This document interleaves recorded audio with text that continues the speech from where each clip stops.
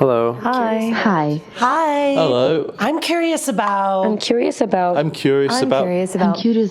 Building open, authentic, loving relationship. I'm curious about jealousy. I'm curious about polyamory. Does it just mean that you're fucking all the time? How can I tell my parents that my partner is already married? I'm curious about How do you know when you're too busy to have another relationship? I'm curious about dominant and subordinate relationships. I'm curious about sexual health. How can relationships evolve with people as they grow and change? Hi, welcome to the Curious Fox podcast.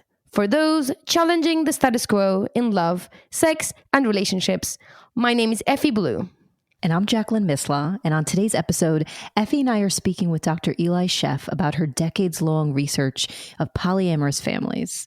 We interviewed Dr. Sheff a few weeks ago to talk about her work with the Bonding Project and ended up asking her to stay on and record another conversation about her book, highlighting her research on children in polyamorous families. And so I just want to note that while this episode is certainly interesting for parents and caregivers and grown-ups with significant little people in their lives, it's also a really fascinating listen for anyone who is concerned about or navigating through the stigma that society places on relationships, gender identities, or sexual expression that is outside of the prescribed box. Anyone who has had to confront the reality that what brings them joy may piss other people off. Dr. Sheff talks about the impact of stigma and the resilience skills that are developed as a result of living in a big, full, complicated life. Yeah, and Dr. Sheff is a doctor of sociology and one of the very few scientists that actually studies polyamorous families over a long period of time. She's the author of The Polyamorist Next Door, When Someone You Love is Polyamorous, and Stories from the Polycule, all excellent books. She's also a regular contributor to Psychology Today and an active friend of the Fox. I love her. She's one of my favorite people. She's a fellow nerd, and we learn a lot. And we hope that you enjoy the conversation as much as we did. So we are thrilled to have Dr. Eli Sheff back on again with us, and this time to talk about a book that is not a new book, and it's actually been research that you've been doing for a really long time, but something that I recently discovered and was, incredibly interested in, delved in it as quickly as possible, because on the podcast before, I've not only talked about my daughter and about being a parent in an open relationship, but we have had my daughter on as a guest of the podcast, and she has shared her experience. And so as a parent and someone who takes my parenting to be one of the most serious things that I do and one of the most important things that I do in my lifetime, I have always been really interested in her experience as a result of my choices. And how can I create an environment where she can feel safe to be all of who she is? And that's a lot of the work that you have been doing. And so let's just start there. Can you give us some context around all of the research that went into this book? I started researching polyamorous families in 1996. Well, I started with the parents. So I was just looking at people in polyamorous relationships. So I think of that as the parent generation, and most of them are Gen X or the very tail end of the baby boom, because that was who was adult and having polyamorous relationships in the mid to late 90s. When you do research at a university, you have to get permission to do it there's an institutional research board that guides the way you're able to do things. And they were very concerned about the children and would not let me talk to children at first. It took a lot of time and effort to get permission to talk to kids. So by the time I was finally talking to the children, I had all these expectations of, what they might say because of what the parents were saying. And it was really interesting to hear things from the kids' perspective, that some of the things the parents had identified as really important were important to the children, and some of them were not. Or some of the things that I went in thinking, oh, this is going to be a really big deal, ended up being not nearly the big deal I thought it was going to be. Like, for instance, missing parents' partners who leave. I was like, oh, that's going to be a big deal. I better ask questions about that. I better see how the kids feel about that. And a lot of the kids did not think that was that big of an issue, in part because even when parents break up with their partners, sometimes those people are still around in their social environment. The end of a sexual relationship doesn't mean necessarily that there's this big dramatic blowout and now they never see that person again. Sometimes they transition to platonic friendship. Also, when parents date other parents, generally that other parent comes and brings their children. So the people the children hang out with are the other children because the parents are behind closed doors. They come out and they're like, here's all the remotes, here's 3 fresh pizzas, and a chocolate cake. Give us 3 hours. Like, don't knock on this door for 3 hours. And so the kids are actually really bonding with each other. So if then the parents break up, it's not as much that they miss that other adult, it's the children or the pets. Sometimes the children are really bonded with the pets and they're like, yeah, adults, whatever, adults are boring. But boy, that cat was awesome and I miss that cat, Yeah, I never considered that. That makes a lot of sense. I'm interested in that idea of worrying about the children. As a society, hopefully a thriving society cares about and worries about their children. And when a society's constructs align with particular moral prescriptions, it means that anything outside the construct could potentially be damaging the children. And we are all alarmed about that. And I remember certainly, again, having that feeling and that experience as a parent. But then when having the conversation with my own mother about being in an open relationship, she and I years earlier had conversations about being in a relationship with a woman. And there was Bible verse after Bible verse that I was given and, had to kind of navigate my way through that biblical obstacle course. And then the second time around, I was ready because I was like, there's polyamory in the Bible. So like, I'm ready for you. Right. So then when she came and she was like, what's this and that? I was like, this verse, this verse, this verse. And she was like, well, this is not about the Bible. I was like, oh, this one is not about the Bible. Oh, okay. And she was like, but it's about the children. Like, what about your daughter? And what is she going to learn from this? And I was like, that many people can love her. And that she can love openly, like that's what she's going to learn. And she's like, but all the people in and out of her life. And I shared, her father, who has dated several people, certainly since we've been divorced, has brought actually more people into her life than I have, having been in an open relationship. And so I'm sure you get asked that question a lot, and I'm interested in your answer. But, Dr. Eli, what about the children? Well, there definitely is this assumption in society that unless you are raising your children in this very small, socially prescribed way that everyone else does it, then you must be damaging them. And that has been applied against all kinds of people. It certainly was a huge argument against multiracial children. Like, oh no, you can't have black and white people together because what about the children? Turns out they're fine. Yeah. Oh, you can't have gay parents. What about the children? Turns out they're fine. It's so ironic because, like, when looking at children in gay families and polyamorous families, the families are not damaging them. The most damaging thing is the social stigma coming from other people who are freaked out about their families. So what about the children? Stigma hurts them. And if you would stop being an asshole to them, their lives would be fine. In fact, it turns out children from polyamorous families, at least the families in my study, and I have to say, these families are early adopters, meaning they were already openly polyamorous in the 90s. So that was a long time ago. That was well before the current massive wave of interest in polyamory.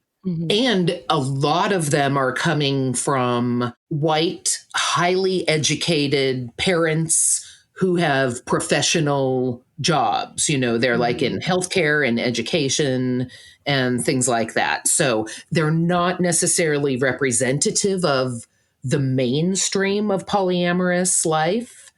So basically, if you are a child born to a white, highly educated, middle class parent who has a 401k and health insurance, then it's really not that surprising that you're doing well, because race and class privilege make your life better. But also on top of that, what these children are learning from their polyamorous families are a wide range of emotional, relationship, and communication skills that really provide them a lot of resilience later in their life. That what they're learning is how to establish networks of supportive intimacy wherever they go. So they can move out of the house, they can move to a whole new city for college or graduate school where they don't know anyone, and they know how to meet people and get close to them in a way that they're, for instance, seeing some of their peers do not. Some of their peers who've had what looks like on the surface just the kind of upbringing everyone should have, and you can't see the air quotes I'm making around should, but these peers aren't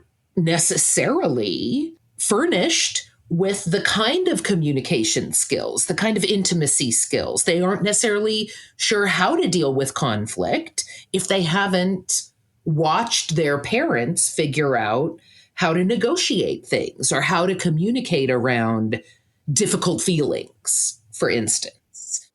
So these kids, I would say, do notice that they definitely experienced challenges in their family lives. I'm not saying they didn't see any disadvantages at all with growing up in a polyamorous family. They encountered family disadvantages, absolutely. Getting tired of the adult complexity, or wanting to have sleepover supremacy, I call it, that they'll be like, Mom, I'm having my friends over tonight, so you can't have, I get dibs on having sleepover tonight. So no sleepover for you. And generally in that situation, Mom is like, okay, you get this weekend, I'll get next weekend. So that idea that they can communicate and negotiate, they can think about what their needs are, they can ask for their needs to be met, they can figure out, okay, how do I get them met and you get your needs met too? It's a lot of relationship and personal skills they learn in their family that really sets them up to be functional, healthy, happy adults. Not that some polyamorous families aren't fucked up. I'm sure that there are some significantly fucked up polyamorous families out there.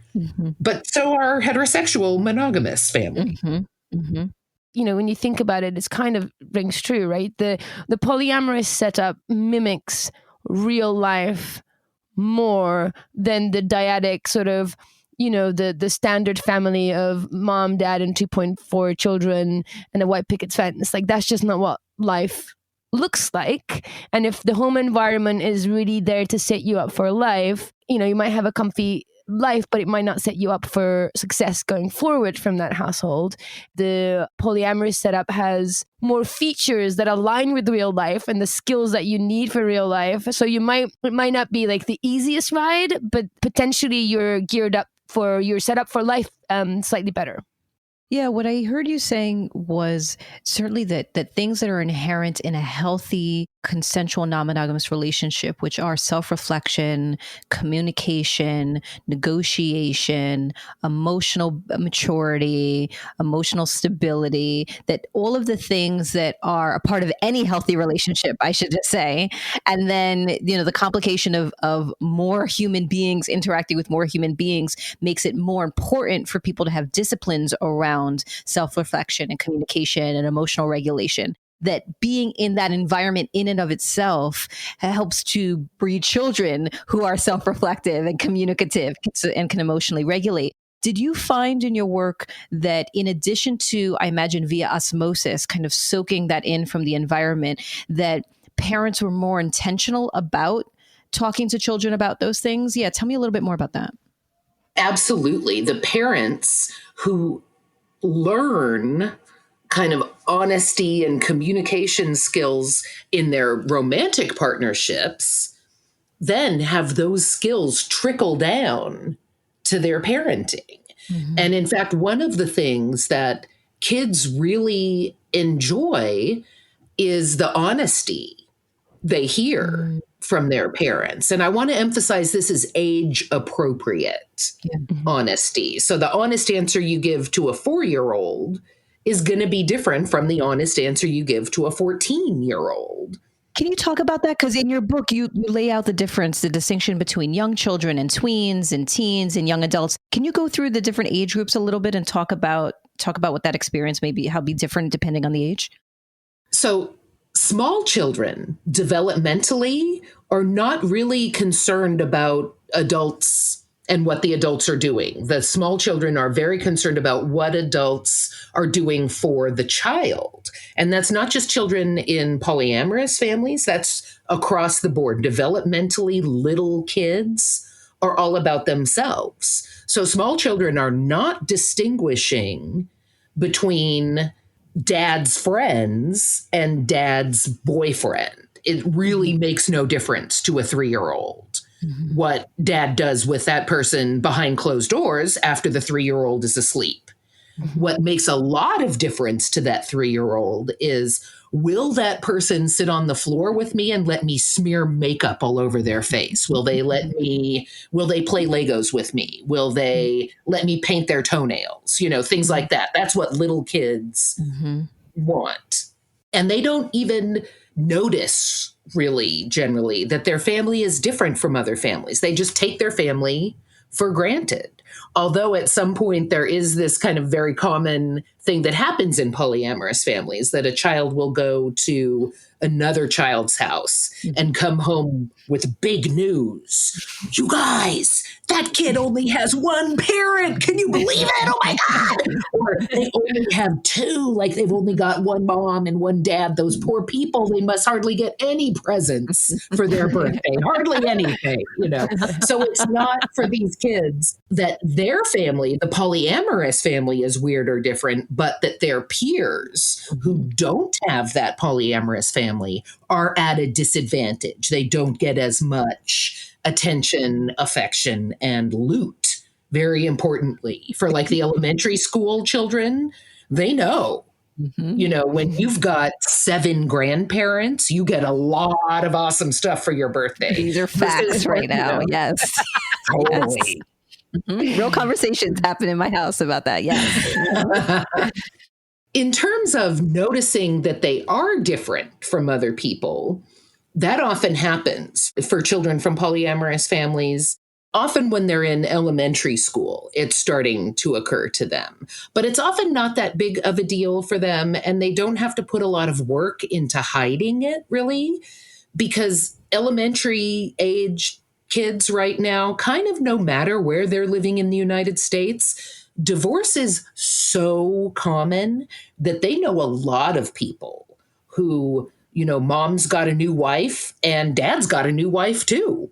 Or a new girlfriend that lives with them or something, or they know somebody who's on their 4th wife or something. I mean, it's not really that unusual to have multiple parents now, generally through divorce.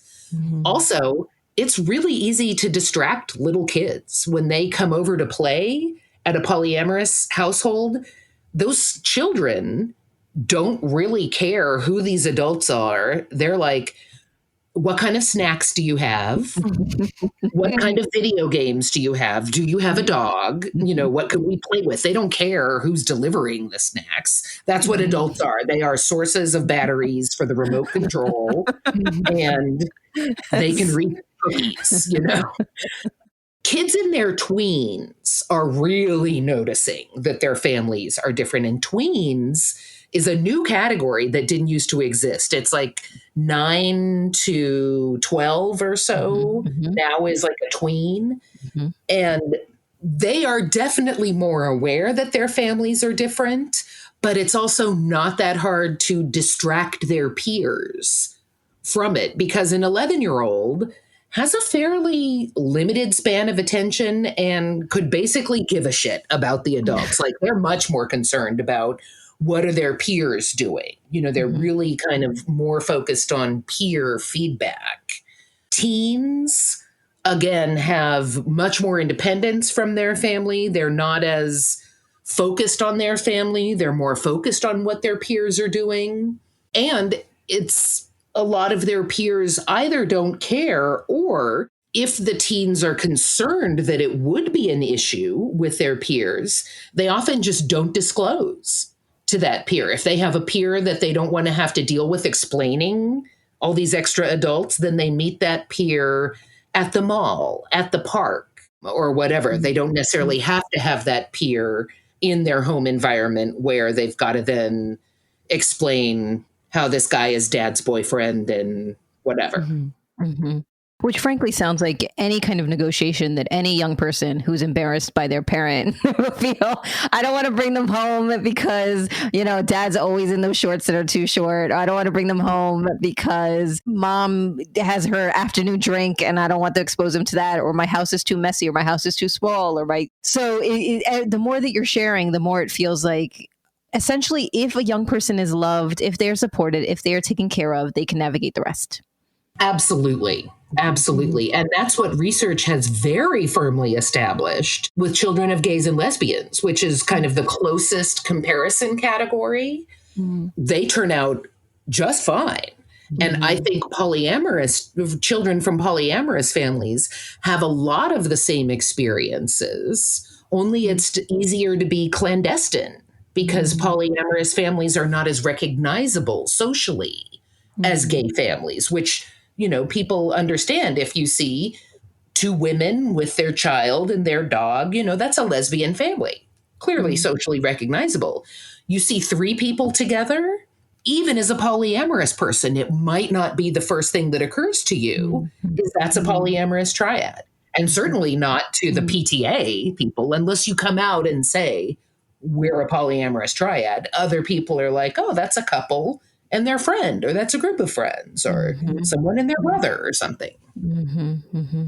It sounds like to me the main difference is adults looking down at kids without really understanding their experience of them looking up, that we kind of project how we feel and the experiences that we've had as adults, and we kind of project that onto kids who haven't had those experiences yet, and they're kind of looking up from where they are, and they're like oblivious to adults. They're in their own world. Adolescence is hard anyway. Who cares? And really the only time they get pulled out of their experiences when the adults are going, something's wrong with your family. And they're like, whoa, something's wrong with my family, And until then, they're kind of in their own bubble. Somebody was referring to that state of being appropriately narcissistic.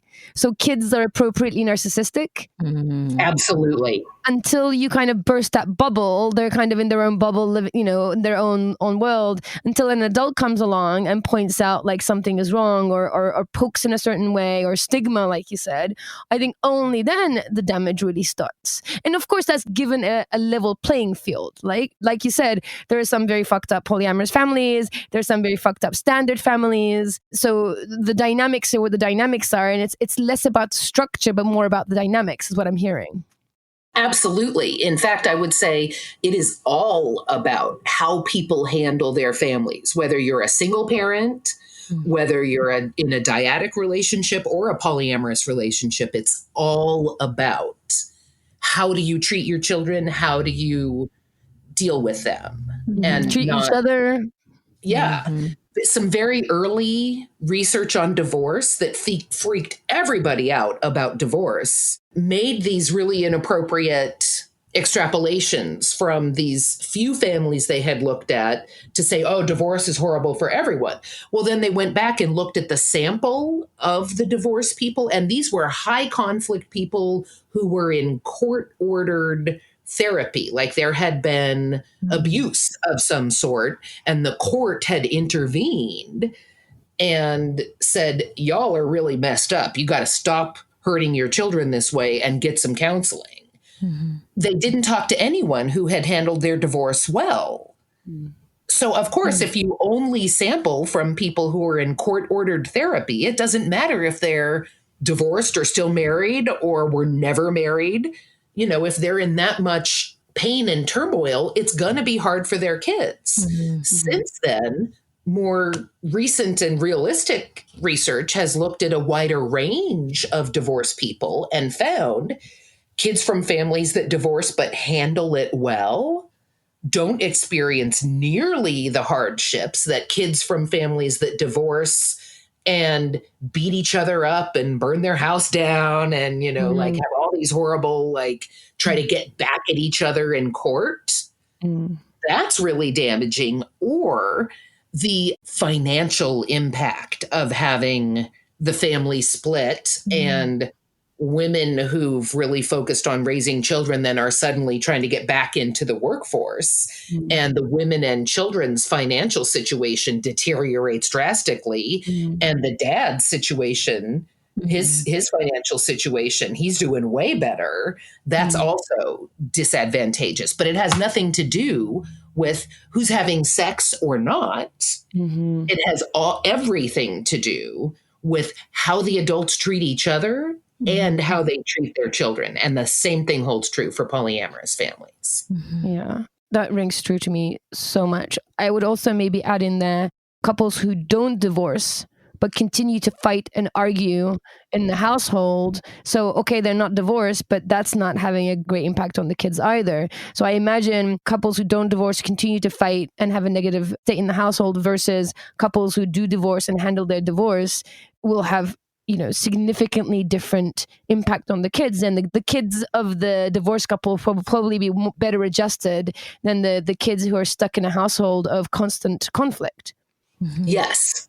Yeah. So in your research, it sounded like there were a few things that you came to conclusion based on the study that polyamorous families, just like you're saying, can provide healthy, loving, stable environments for children to thrive. That the vast majority of respondents said that the advantages of polyamorous life significantly outweigh the disadvantages, that there are actually specific advantages to being in polyamorous families, including wider social networks and relationship skills that you talk through, and that the disadvantages in polyamorous families were represented in other different types of family constructs, like divorced families or blended families. I'm wondering if you can talk a little bit about the disadvantages. I think that we want to be sure to tell the balanced story of, and not necessarily poly preach of like, it's great, everybody's going to be great. It's hard. Scheduling is hard. I'll just speak specifically about my own family. My daughter, her father and I split custody. And so she's with him a week and then with me a week. And so our weeks together are incredibly precious. And during that time, she has been very territorial around our time together. And if I spend too long of a conversation with my wife or I'm on the phone too long with my partner, she actually doesn't care. She said on the podcast, you can be with 50 people. She's like, I just don't want you to take away that time from me. And I think that's part of the disadvantages. And that's an adult problem in my mind. How do I work out scheduling and balancing my needs and balancing my relationships in a way that doesn't impact my daughter? And so I'm interested in that. What are some of the disadvantages that you came across?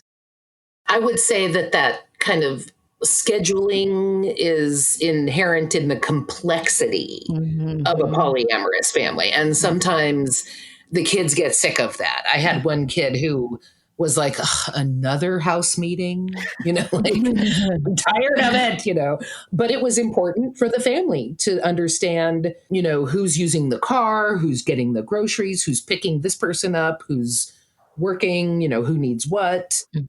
And that kind of family complexity thing also impacts large families with a lot of kids that have to be taken places. It impacts blended families with, you're with me this week, you're with your dad next week. Kids also didn't like the feeling of stigma, that their family was different and other people looked down on it. And it wasn't as difficult to handle in public, like with teachers and things, or coaches or Girl Scout troop leaders, whatever.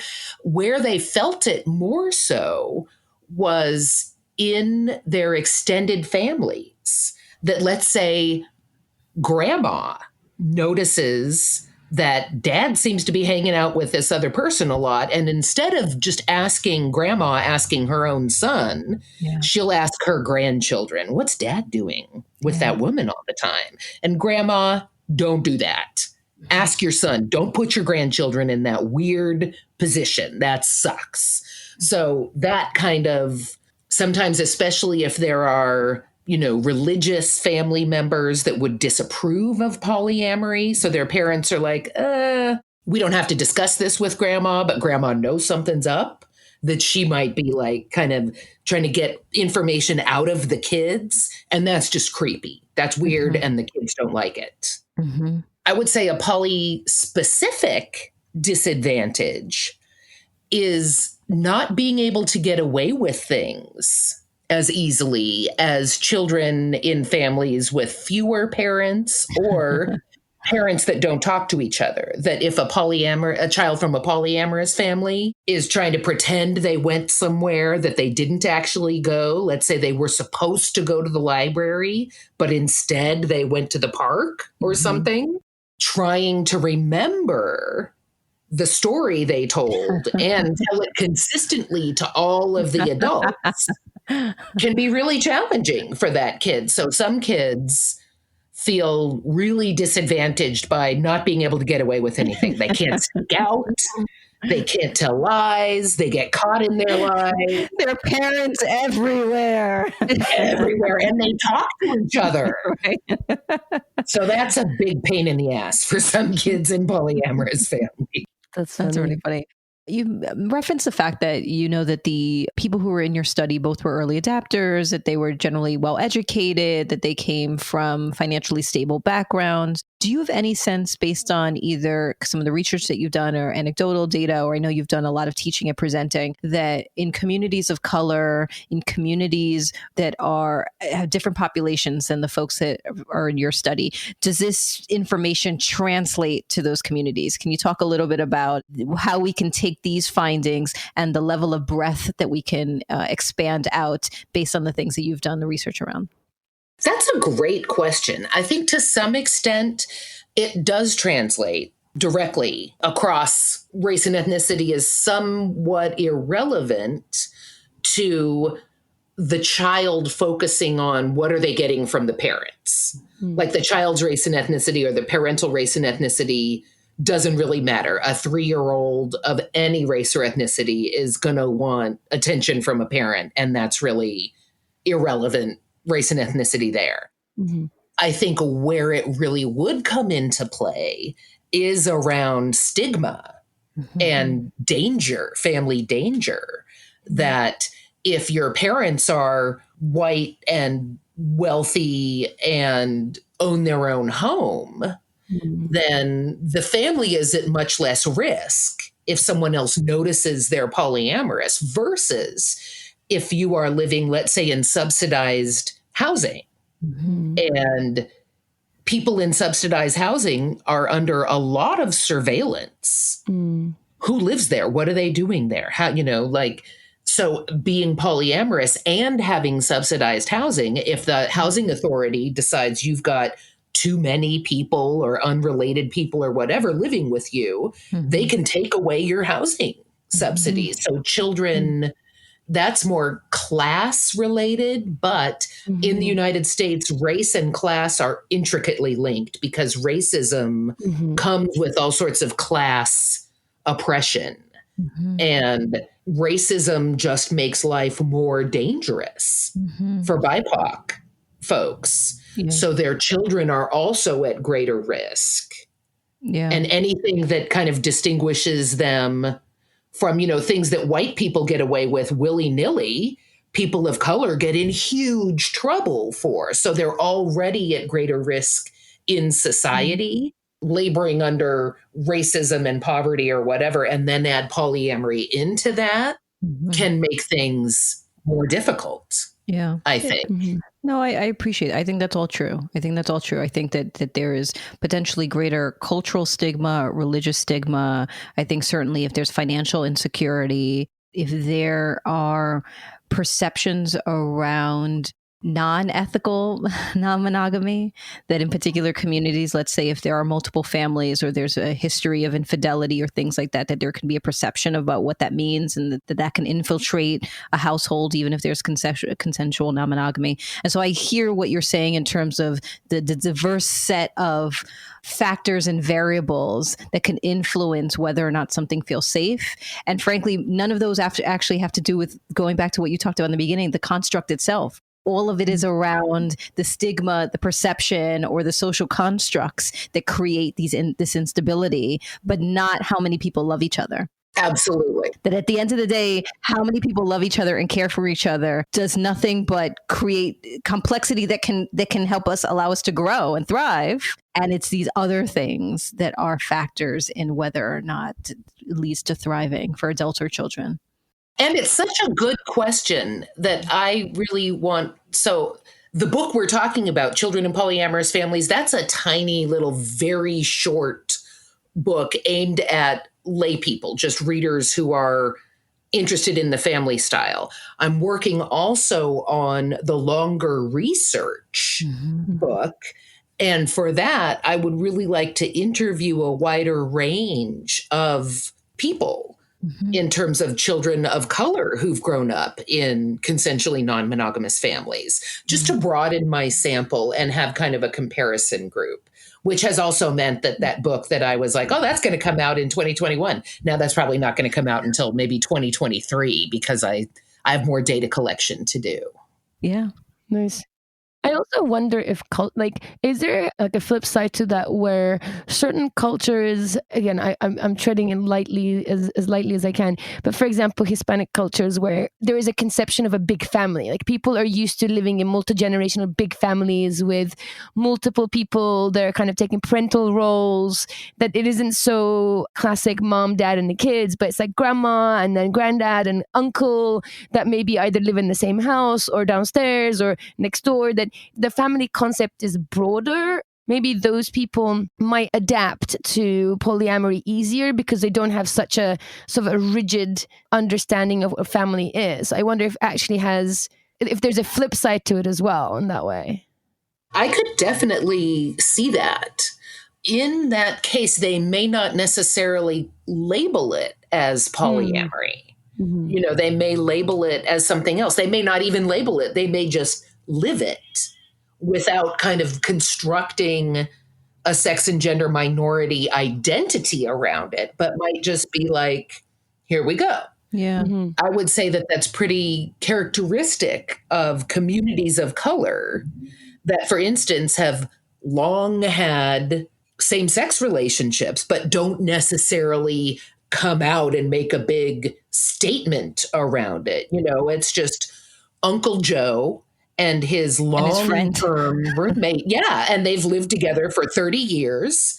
And his friend comes to, like Christmas and Thanksgiving, but they didn't make this big statement to the family. Uncle Joe is gay, but the family just kind of accepts it. And it kind of flies in the face of this very white conception that there is one way to be out. And that is like verbal full blast all the time. And that's the only way that you are legitimately out. And if you don't do it that way, you're doing it wrong. And that's just not true. It's not true that there's only one way to be out or that there's only one way to define and label consensual non-monogamy, that it could look all sorts of different ways. And polyamory is one way to label it and has had, I would say up until the past 10 years maybe, has had a very white face. And now the community itself is much more diverse and the leadership is much more diverse. And yet I would say, like, I've interviewed some Black respondents who've said, if I told my family about that, they'd be like, this is some nasty white person shit. I don't know why you're doing that. That is nasty white people thing. And we don't do that. Yeah, I think, I want to both expand and kind of push back a little bit on this conversation too, because I want to expand on the idea that I agree that I think that so much of this has been going on for so long without the labels. So to your point, I come from a Hispanic family, and when my sister identifies as lesbian, bisexual, and she has had friends over the house and friends to visit our family, back on the island since high school. And you can tell the difference because they would either say, oh, this is, her friend, or they would say, this is her friend. And that's just like little distinction there is saying it. To this date, she is now in her 30s, has been with her partner for over 10 years. And every time they introduce her, they're like, this is her and this is her friend. And so similarly, my grandparents, or rather my great-grandparents, had multiple families. So my great-grandfather had 4 children with this woman, 4 children with this woman, 4 children with this woman, multiple different families, children in different, and that was kind of commonplace. Certainly no one was saying that was an open relationship or that was polyamory or anything. So I agree that those labeling exists. And I would say that exists, at least in my perception, within the white community in like, someone and a mistress, for example, or a second family that no one knows about, or the, secretary that you're sleeping with. And so there were ways in which these constructs lived in many different cultures that we just weren't naming it as such. Mm-hmm. And what I heard you saying, Effy, is could people adapt to this construct because it's a part of their culture? I think that's probably exists everywhere. I think the don't ask, don't tell relationship of like, stay-at-home mom, working father who may or may not be having an affair is a version of non-monogamy in the don't ask, don't tell. How consensual it is depends on who you're asking. I do think that can fit in. The question is it healthy? Is it thriving? Was there stigma? Again, even in my dynamic where I lived in multi-generations. So my grandparents did live in the household with us. My grandparents would not be okay with me being like, and this is my wife and this is my girlfriend, like that. Those two things are not the same, even though that they have a different perception of what, a family would look like. It crosses a moral boundary for them that I think is more complex. And these are the same grandparents whose parents had multiple children and multiple families. But I also think it's different if it's a man doing it. In terms of historically. That is fair. And cross-culturally, almost every society that sociologists, historians, anthropologists that we found, wealthy, powerful men get multiple women. Like if you're a rich, powerful man, you can have multiple wives or a courtesan and a wife or a girlfriend and a mistress, whatever. It's the big difference now, I think, is women who engage in polyamory. Generally, where polyamory happens in the world, women can get an education, they can earn their own money. They can choose their own partners. They can control their fertility, which is very different. So if women don't have their own power, we tend to get polygyny, which is one husband with multiple wives. It's women only get multiple partners when we can make our own decisions and control our own lives, pretty much. So that's why this kind of consensual non-monogamy is really a feature, has only come into being since I would say about 1950 and forward. I completely agree with you. I think the path of polyamory aligns with the path of the feminist movement. There's correlations and causations that are very clear, and where it moves, like when one moves one direction and the other one follows. And I think it's wherever the feminist movement is has a huge impact on what polyamory looks like in that moment and in that place and time, for sure. Yeah, super interesting. And particularly, again, not only as a parent, but the parent of, at least at this moment, a self-identified, cis female. I tell her she has flexibility to change that at any point. But it is an interesting conversation around not only what are we role modeling, what are the environments that we're creating where our children can thrive, but what are the environments and that we are role modeling and showcasing so that they believe that they can create constructs and relationships and communities and families that align with their truth, as opposed to aligning with the narrative that has been prescribed. And, I've shared this in the past, but I think it's in context, so I'll share it again, that as much as I have shown that my daughter can love as many people as she wants in whatever gender identity, in whatever configuration, she in this moment is intent on marrying a single man and having a single child. She was like, thank you so much for all the options. I am going to be cis and I'm going to be hetero and I'm going to be monogamous. And so for those of you who are worried about the children, this is where I land. And what I love is how that she's able to say that. She cannot be articulate enough to know, here are my options and this is what I choose. And I think that's the fact that she knows her options, she can articulate and reflect on her options, is more important than wherever she lands. Like, she's going to land wherever she's going to land, knowing that that she has multiple paths and she chooses it and she knows that these are out there for her, I think is way more important than for her well-being, state of mind, future security, than wherever she lands, because it will be an informed decision rather than imposed decision, which as a young woman, she's going to have to fight against imposed decisions. And, if you think about it, she comes from a multiracial couple who then divorced. Now she has a mom who's a queer mom, is married to a woman and has a long-term partner. So she ticks so many of these boxes. And you speak to her, and we have her on record, so rewind back a couple of episodes. If you don't believe us, make your own mind up, just make your own mind up to how brilliant and clear and informed she is. And I know she's only just one kid, but she's the poster child of the kid that everyone's worried about, and you look at her and she's brilliant. So and that speaks to first and foremost Jackie's parenting, hands down, and also to that, it's not about the structure, it's about dynamic, it's about how much love and guidance there is out there. Yeah. I think personally as a parent, one of the biggest lessons that I learned in my personal shift during that time in my life when I got divorced and, got remarried, opened up my relationship, was I was, as a parent, preparing her to be successful in the world. I think as all parents do, we want our children to be safe and successful, but that often means trying to craft them and mold them so they will fit into the world. And my perspective as a parent changed to help her know herself deeply and trust that in her knowledge of her own self, she would be able to navigate through any world. Because frankly, the world I was preparing her for was the world of that moment. And the world that she would need to navigate was 20, 30 years into the future. And so there's no way I could prepare her for that. So I just wanted to prepare her to know herself, and she'll do the rest. And that's what I hear, when I read your research, is prepare them to thrive by allowing them to thrive. If you love children, if you take care of them, they will thrive no matter the situation. And they really do well with a wide safety net.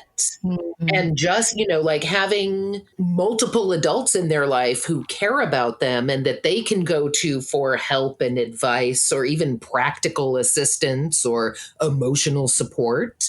That's good for a kid. And the kid doesn't care what, if any, sexual relationship those adults are having. What they care about is, can I trust this person? Is this person there for me? Will they help me? And that can be true when that kid is 13 or 35 too, as these kids age into adults, still having that wider range of, an entire network of people that they can rely on. Yeah. That's really important. And it doesn't matter whether they, as when they become adults, whether they're having multiple partners or not, that's totally irrelevant to their ability to have this emotionally resilient life where they can create and sustain intimacy. Doesn't have to be sexual intimacy.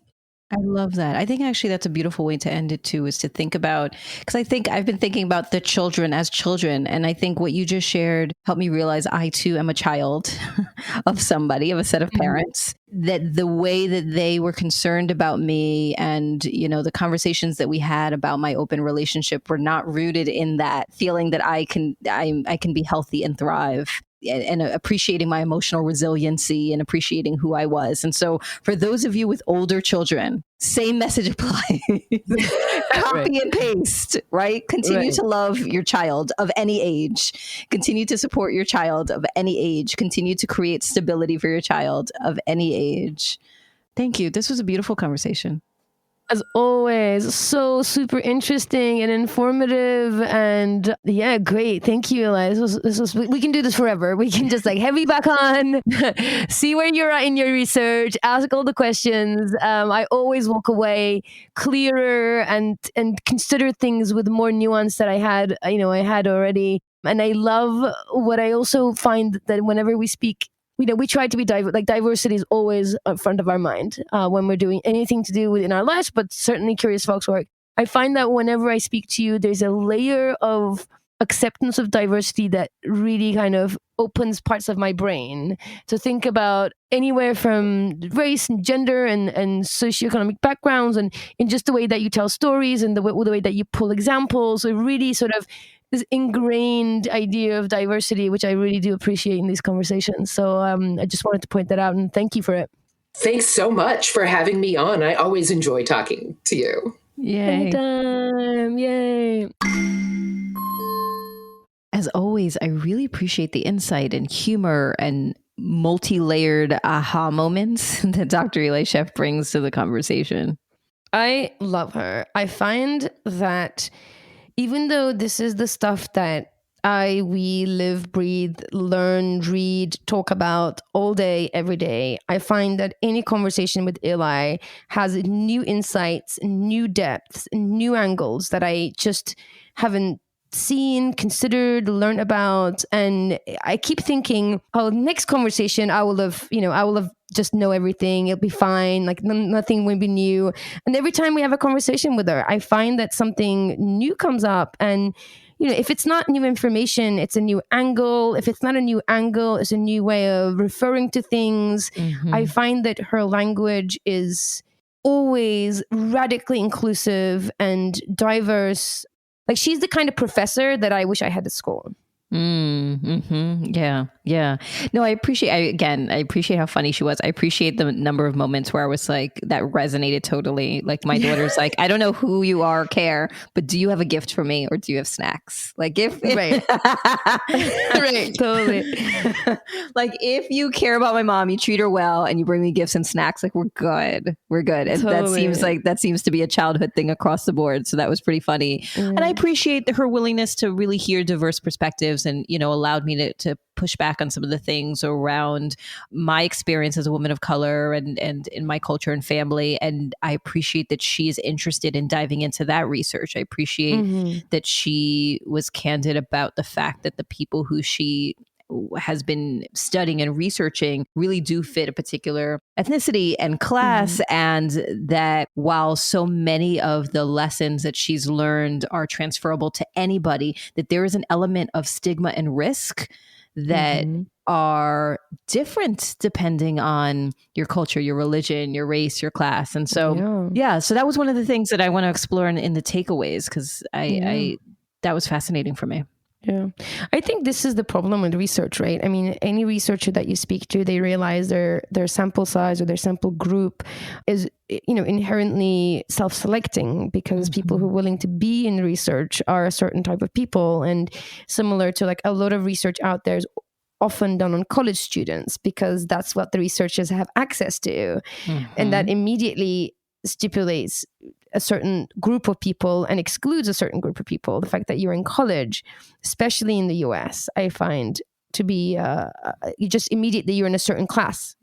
So I think that, and also people who feel like they're free to talk about this kind of stuff also have a level of social security around them, be it in their own social security or family or in financial and racial, all that kind of stuff. And people who are more at the margins, I think, are more reluctant to talk about their situation because there's a lot of fear around it, and stigma comes at a higher cost for them. So I think it is hard to have true diversity in a lot of research, especially this kind of sociology research, I would imagine. Yeah, I think that's true. I think so. based on what we were talking about, there was 3 takeaways in listening back to the conversation that landed for me. And one is around that, right? That first, if a family is healthy, then what is damaging is not the open construct. Instead, it's the stigma from other people that creates the issue for children. Right. And frankly, that's true not only of families that are polyamorous, but for queer families or multiracial families or family with different cultures or religions. And when there's a difference somehow that triggers judgment or uninvited comments or prying from others, it's that reaction that creates the problem. Again, particularly when, and this was really interesting and made a lot of sense, particularly when that stigma is coming from extended family members. She said, not from the Girl Scouts, right? Not from the church group, but when it's like grandma. Yeah, no, exactly. It makes sense, right? I mean, it kind of makes sense to me. I think that especially these days, a lot of professionals that deal with children are trained in these ways. You know, we talked about this the other day. Like, I discovered this, that at school now, teachers are asking kids, who's your grown-up? Or is this your grown-up? You know, instead of, is this your dad? Is this your mom? Like, they've taken the assumption out of it, and they're asking like much more of a broader question of like, is this your grown-up? So I think schools, teachers, coaches, Girl Scouts, they are somewhat trained in this kind of setups, but grandma, you know, is a couple generations behind, isn't on board. Yes. And, you know, and having had this conversation with my mom, you know, with my, and really my grandma, my grandpa being a concern, the concern is not that they can't wrap their mind around it, is that they are also going to be like, well, what will people say? And what are people going to think? And it's they're concerned around the stigma. And I want to say, you're the stigma. Exactly. Like, you're the one that's contributing to that. And so, you know, to what we were just talking about, it was also really important that she noted the distinction between stigma and risk, and that race and class and wealth provide a buffer to risk that needs to be acknowledged, because you may have stigma and you may, you know, want to keep some things discreet, but you can have the privilege of navigating past stigma without there being risk to your job, risk to your home, risk to your family. And that is something, again, that race, that class, that privilege, that wealth affords some people that doesn't afford others. And I appreciate that being a part of the story, because it's very real.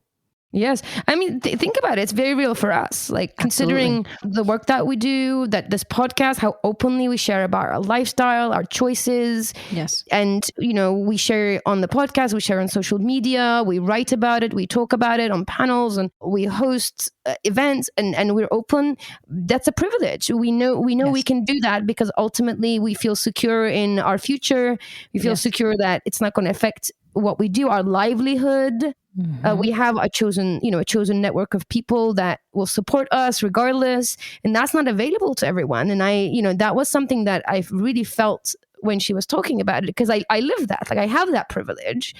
I can talk about open relationships, I can talk about sex and all those things, and my preferences in the world, and hold the belief that it will not affect me in a way that I can't solve. You know, I mean, it will. I will come across people, and I will be challenged, and I will be stigmatized, but I can brush that off. It'll just be words. And there's a huge distinction between what I can do and what other people that I know that really have to keep their lives wrapped up and have to remain in the closet because it will cost them their livelihood. Yeah. It's absolutely true. We both have some financial security. We spent years in the corporate world, and we built up our own practices. We work for ourselves now, women of color, but white presenting. There's a lot of things that give us the ability to be as vocal as we are. And so I do recognize that privilege. And I think I appreciate having that level of dialogue, because it does impact the children. We're talking about the children. And actually, that was my second takeaway, that what this is really about is actually not about the children. It's about adult complexity. The stigma and the risk and all these things has to do with adult construct, and that children are tired of adult complexity. And can I say that I too am tired of adult complexity, right? Yeah. That like the scheduling and the breakups and the conflict between grownups and the shade thrown at each other and the judgment, and those are things that impact children more than who loves or sleeps with whom. Exactly. I think that is very true. And I think we talked about it during the interview as well. It's like we as adults look down on children and we judge, meaning like, I don't mean look down as in disparage, but look down as in like the angle. We look at it from our point of view as a grown-up life when we project it onto children. But children are sort of having their own lives and looking up at us and going, what's up with all the complexity? You know, like, can we just like hang around, play video games, have some snacks, and like relax with all the house meetings, you know? Right. Can I have a dog? Can I play Robux? Can I see my friends? Like that's right. Are there any good snacks? Right. That's right. Yeah. Mm-hmm. And they are fine until an adult comes along and tells them their lifestyle is wrong, or their mom is doing wrong, or you know their dad is going to hell, or all these it's the adults that bring all that stuff up for the kids. Kids seem to be really, really fine. Yeah. Yes. So the answer to the question, right? What about the children? The children are fine. Exactly. What about the grown-ups? Get your act together, grown-ups. Yes. Because totally. even and you know, and you and I deal with this, particularly you more so because you work with couples and families and triads and groups that are navigating through open dynamics. The complexity that happens, the adult complexity that happens in a relationship can be really hard for the grown-ups in the relationship. Mm-hmm. And can create stress and depression and anxiety and conflict. And that is what is impacting the children. It is adults not being able to emotionally regulate, or adults not being able to communicate or to process their feelings or navigate through relationships well. And that happens in every dynamic. That happens with monogamous, hetero, cisgendered couples that are struggling or going through divorce. Like, this is not a poly issue. Absolutely. I love their example of a messy divorce between a cisgendered, heteronormative, dyad couple versus a happy, functioning, poly family. That divorce is going to cause so much more hassle, so much more pain and suffering to the child than, having 4 parents who live in the same house and have their shit together. Yet from the outside, we will be like, oh, well, divorce is nothing. Everyone's getting divorced. Or, people will protect the couple and they'll be like, oh, well, that's the right choice. When no, like when they're dragging each other through the courts, like, okay, so they're heteronormative, but it's painful and it's damaging. Mm-hmm. Yeah. I mean, this was true in the conversation that we had even with my daughter. What felt more significant for her was the fact that her parents were divorced, more so than the fact that her mother is in multiple relationships and her father's exploring open relationships. Like that was much less interesting and important to her. So actually that leads beautifully to my third takeaway, which is if children are loved, if they are supported, if they're taken care of, then they're going to navigate the rest. And in fact, being in polyamorous families can help children, as Eli Sheff said, develop a wide range of emotional, relational, and communication skills that provide resilience later in life and help them learn how to establish networks of emotional intimacy as adults. And so the children are fine. It's the adults that we have to worry about. Exactly. And I think, I want to add to this idea of children being loved and supported. Absolutely those things. And I think the other thing that children crave is to be seen and to be heard. And I think that is how they get to develop a sense of self and a robust sense of self. And I think having multiple adults around them who's willing to see and hear them, who can reflect back to them, role model to them a healthy, thriving way of living is what they need. And having more of those adults that can do that is ultimately going to be healthier, not unhealthy. And I think that's a really important thing to consider. And if you think about it, parenting is hard. Giving your attention to a kid 24/7 is hard. When you have multiple parents who can do that, multiple adults who can do that, that is more attention, more space for kids to really connect. That can only be a good thing, really. It's true. And, in my situation, for example, I'm still like single parenting, even though I live with my wife and I have my partner. And so the dynamic may be different, and it's difficult to carve out time for yourself as an adult and to role model. It's hard to raise a human and try to be human. Like that's really what it comes down to for me. And I think that all of this was for us to answer the question, like, what about the children? If the adults are okay, then the children are going to be okay. Like really, I think we need to focus on taking care of ourselves and treating ourselves with love and respect and treating our children with love and respect, and like the rest will follow. So if you want to hear more from Dr. Eli Sheff, she can be found on Twitter and Facebook at Dr. Eli Sheff, or on her website at elizabethsheff.com. On her website, you can find a wealth of resources for polyamorous individuals, partners, families, and for therapists who are interested in expanding their knowledge and work with clients who are in consensual non-monogamous relationships. Her book, Children in Polyamorous Families, is a quick read, about 20 pages long, and highlights her findings to date with families that she has been researching since the 90s. The book is available on Amazon.com, on Kindle, and other online stores. If you're interested in finding more about Curious Fox, and you can visit us on Instagram at We Are Curious Foxes. While you're there, click on that blue follow button and stay connected to join in on the conversation and the fun. And since you're already on your phone, you might as well join the Facebook group, and you can like and share and follow this podcast as well. We love every single comment, every follow, every share. It really makes a difference as we're trying to grow and expand the message and change the noise. You can also join us on Patreon and become a supporter of Curious Fox community to get access to exclusive events, podcast extras, Ask Me Anythings with Effy Blue, and so much more. If you are interested in a particular topic that you would like us to explore on the podcast, or you have a question, something that you want to share with us, there's a few ways that you can get in touch with us. You can email us at listening@wearecuriousfoxes.com. You can send us a voice memo to that same email address, or you can record a question or a comment by calling our podcast hotline at 201-870-0063. This episode is produced and edited by the incredible Nina Pollock. Nina's skills in the editing room makes us believe in miracles. Our outro music is composed by Dave Saha. We are so grateful for their work. And we're grateful to you for listening. As always, stay curious, friends. Curious Fox Podcast is not and will never be the final word on any topic. We solely aim to encourage curiosity and provide a space for exploration through connection and story. We encourage you to listen with an open and curious mind, and we'll look forward to your feedback.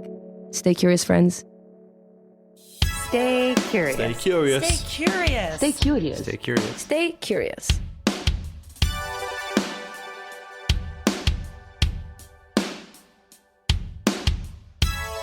Stay curious.